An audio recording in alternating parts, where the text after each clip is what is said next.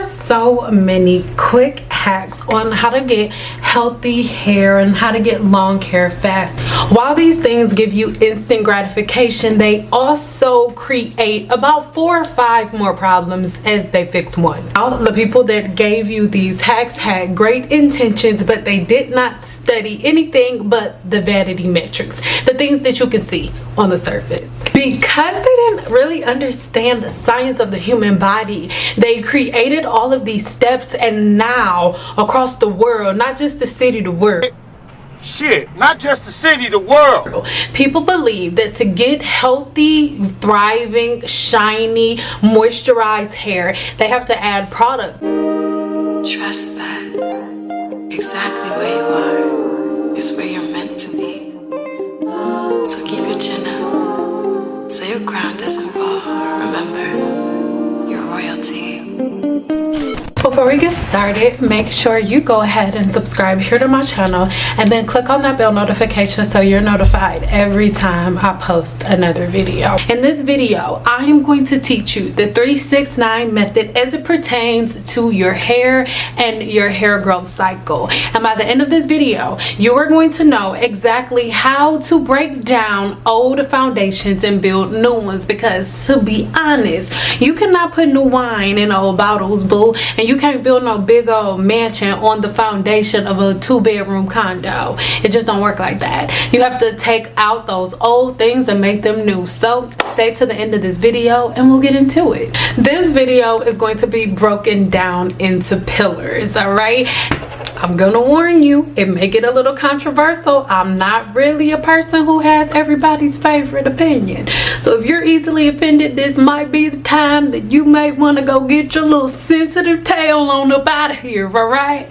So it's breaking down those old foundations. A lot of people aren't gonna want to hear this, but one of the main things that most people have out of all of the thousands of women that I've been consulting over the last 6 years since I've been done standing behind the chair, one problem that everyone has is their inability to let go of old styles. Most women at this point, with the Team Natural being around for the last 11-12 years, most women have become accustomed to believing that hair care and doing your hair or a hairstyle for a black woman is simply washing your hair and putting it in twists and then going outside. Women have fallen so in love with the vanity metrics of their hair that they honestly refuse to do the one thing that is separating them from everyone else who grow hair to their butt, and that is simply combing your hair. Combing your hair on a regular basis has so many different benefits. There's one thing everybody's so scared, like, oh, our hair is fragile, it's gonna break. I have a question for you.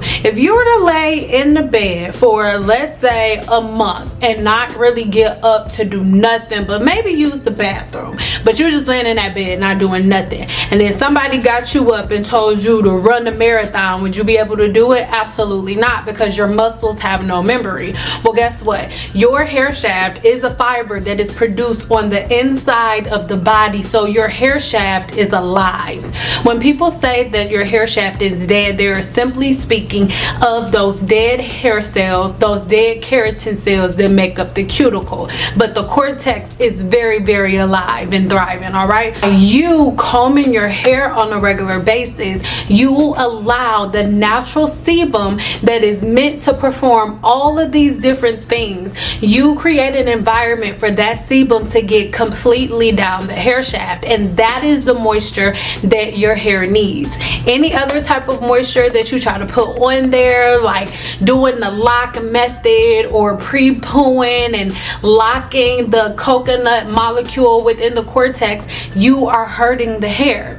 The theory of doing a pre-poo, right, is simply wetting your hair, and you use coconut oil because coconut oil can penetrate, right? Coconut oil, while it's in its liquid form, can penetrate the hair's cortex, and it'll go in there and bind to the water molecule. So that is what a chemist will teach you. But if you were in like a real scientific lab, or if we were doing a case study, we're not just going to take the consult of the chemist. The chemist has one opinion. A person who works directly with the scalp, a dermatologist, has another opinion. A trichologist has another opinion, and a cosmetologist who works with these clients day in and day out has another opinion. And then we take all of that data and put it together and come up with a conclusion. So the theory of coconut oil binding to the water molecule when you put it in your hair is only coming from the chemist's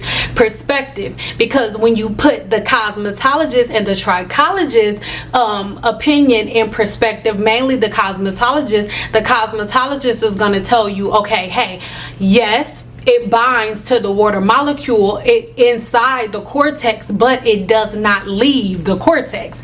And this is a proven fact. If you are a licensed cosmetologist and you've been doing hair for long periods of time, you know that somebody who's been team natural for a while and been using coconut oil, you can wash their hair 10 to 15 times, and no matter what you do, you'll get done flat ironing their hair and it will look packed full of oil. Why is that? The cortex of the hair shaft is full of coconut oil that is bound to that water molecule. And this is the reason why most naturals get heat damage their very first shampoo, because you guys have been co-washing or pre-pooing. Pre-pooing in theory sounds okay, but you guys have to understand the way that these chemical processes work. It's not as simple as, oh, I'm putting this product on my hair and it works. No, when you add coconut oil as a pre-poo, what you are doing is forcing coconut oil to bind to the water molecule, and once it binds, it never leaves. So you walk around the world, Craig, not just the city but the world, with coconut oil bound into the cortex of the hair shaft. All kind of shit. They need security in the world, Craig. And if you look at coconut oil when it's at room temperature, yeah, or if it's hot, then yes, it's liquid. I love coconut oil for vegan chocolate, but not for my hair. When you get it to a certain temperature, absolutely it'll absorb, but in this liquid form, vegans use it to make chocolate with cacao nibs, a little bit of agave, and then you mix that up together and freeze it. And once you freeze it, it has a solid consistency. You can throw it at the wall, and this is what happens within the hair's cortex when you do a pre-poo with coconut oil. But as the temperature fluctuates, what ends up happening is it goes from a liquid to a solid, and back and forth and back and forth. So let's go to, I know I'm talking fast, but oh, I'm just excited. So then we go back to what I taught you guys about hydra fatigue. What is hydra fatigue? AKA moisture overload. Moisture overload and hydra fatigue is when the cuticle and the follicle are forced to open and close and swell and unswell and swell and unswell over and over again. What do you think is happening to the hair shaft and the follicle when you pre-poo with coconut oil that binds itself to the water molecule within the hair shaft and it never leaves? As the temperature fluctuates in your hair, as you go from inside a cold environment, let's say you inside of the building and it's air conditioning, and then you in Vegas, so you go outside, it's 120 degrees, that is making the molecules expand and compress and decompress over and over and over again.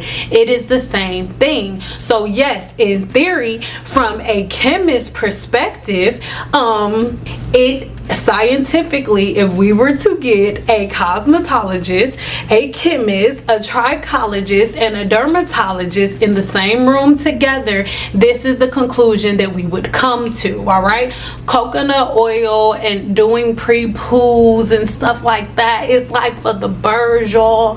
Let them float away. Thing, I need you to kill the whole idea of the pre-poo and all of that stuff. Is doing way more harm than good. I know that's hard to hear, but it's true. Okay, All right, so most likely this is gonna be on Guru one-on-one, so you guys get to see all of this. I think that I'm going to splice this part up, and now I was just gonna try to pack all of this information into one video, but that will not do you guys justice. So make sure your post notifications are on right now. Maybe subscribe or unsubscribe and then subscribe again, and turn your post notifications on, because this series is going super duper deep. The 3-6-9 method that you do before you start the 7-day challenge. This is what this is all about, you guys. Dive deep into this and stay tuned for part 2. Trust that exactly where you are is where you're meant to be.